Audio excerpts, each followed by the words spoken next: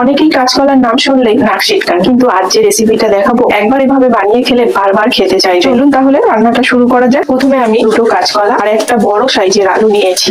কাঁচকলাগুলোকে দু টুকরো করে নিচ্ছি। আমি আগেই কাঁচকলা আর আলু ভালো করে ধুয়ে নিয়েছি।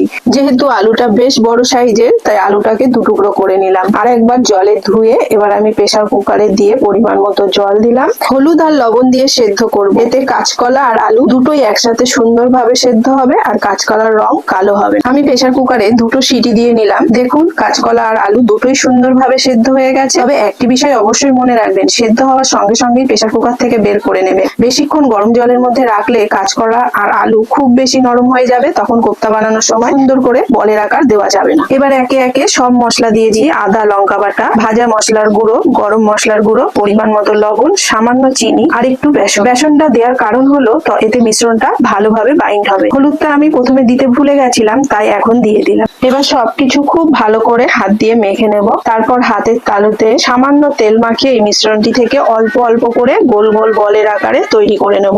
আপনারা চাইলে ছোট বড় লম্বাটে নিজের পছন্দ মতো যে কোনো আকার দিতে পারেন। সবগুলো তৈরি হয়ে গেলে গরম তেলে মাঝারি আঁচে সোনালী রং হওয়া পর্যন্ত ভেজে নেব। কড়াইতে তেলটা আমি আগেই গরম করতে বসিয়ে দিয়েছিলাম। এবার গরম তেলের মধ্যে একে একে সব কোপ্তাগুলো ছেড়ে দেবো। এক পাশ সুন্দর সোনালী লালচে হয়ে গেলে খুব আলতো হাতে উল্টে দেবেন। একদমই তাড়াহুড়া করবেন না, তাহলে কোপ্তাগুলো ভেঙে যেতে পারে। পুরো সময়টাই মাঝারি আঁচে ভাজবে, তাহলেই বাইরেটা সুন্দর মুচমুচে আর ভেতরটা নরম থাকবে। বিশ্বাস করুন, এই কোপ্তাগুলো এতটাই সুস্বাদু যে ভাজতে ভাজতেই অর্ধেক শেষ হয়ে যায়। গরম গরম এক কাপ চায়ের সঙ্গে খেতেও দারুণ লাগে, আবার এমনিতেও খেতে অসাধারণ। আর কাঁচকলা কিন্তু পুষ্টিগুণে ভরপুর। এত ভালো পরিমাণে আয়রন সহ নানা গুরুত্বপূর্ণ পুষ্টি উপাদান রয়েছে, তাই এই রেসিপিটা যেমন খেতে মজাদার, তেমনি স্বাস্থ্যের জন্য বেশ উপকারী। কোপ্তা ভাজার জন্য যে তেলটা ব্যবহার করেছি সেই তেলেই এবার ফোড়ন দিয়ে দিলাম জিরে আর তেজপাতা। সুন্দর একটা গন্ধ বের হলে দিয়ে দিলাম টমেটো কুচি। টমেটো গুলো ভালো করে নরম হওয়া পর্যন্ত নেড়ে নেব। এরপর দিয়ে দিলাম আদা, কাঁচা লঙ্কা বাটা, সঙ্গে দিলাম হলুদ গুঁড়ো, লঙ্কার গুঁড়ো, ধনে গুঁড়ো, পরিমাণ মতো লবণ আর সামান্য চিনি। এবার মশলাটা ধৈর্য ধরে ভালো করে কষিয়ে নেব। মশলা থেকে তেল ছাড়তে শুরু করলেই পরিমাণ মতো গরম জল দিয়ে ঢেকে দেব। ঝোলটা ভালো করে ফুটে উঠলে একে একে কোপ্তাগুলো দেব। কোপ্তা দেওয়ার পর কিন্তু বেশিক্ষণ ফুটাবেন না, মাত্র 5 মিনিট ফুটলেই যথেষ্ট। তাহলে কোপ্তাগুলো নরম থাকবে এবং ভেঙেও যাবে না।